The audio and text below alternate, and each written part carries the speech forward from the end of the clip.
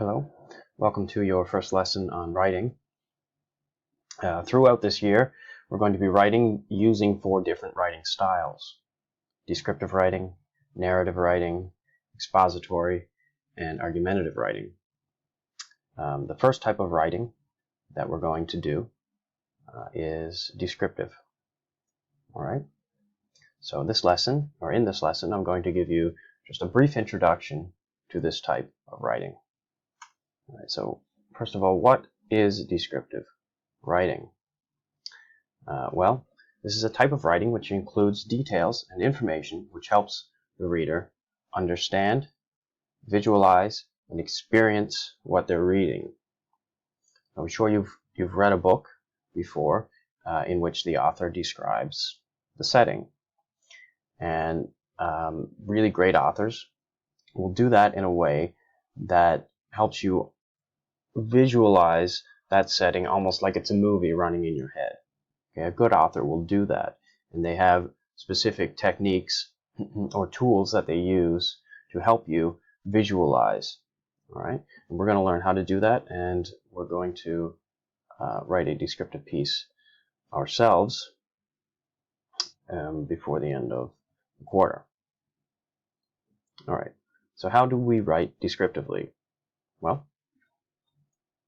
we can use adjectives, which add sensory details, okay, which appeal to the 5 senses: okay, seeing, smelling, tasting, hearing, touching. We can add those sensory details with adjectives, right? We could say the table was very rough and hard, okay, or the chair was soft, or as I walked into the room, I could smell Mother's cooking. It smelled like a combination of garlic and fish sauce. I don't know, something along those lines. You could also give directional detail. So you'd say, as I walked into the room, I smelled Mother's cooking. It smelled like garlic and fish sauce. I turned right and I seen my father, who was sitting in a chair reading a newspaper. I walked towards him and he glanced at me knowingly.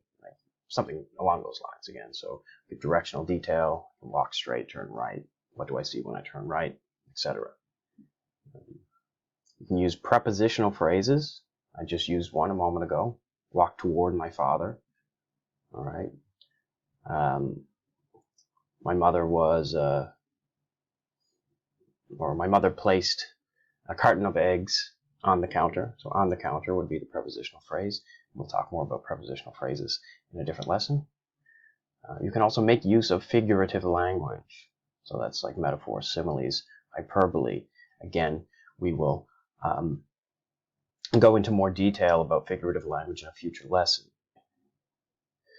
So here's an example. I want you to just read this sentence here. I saw horses in a field. Okay. After reading that, we might be able to visualize some horses in a field, but there's not a lot of detail there, right? So what you imagine and what I imagine might be completely different. No. Let's read description B.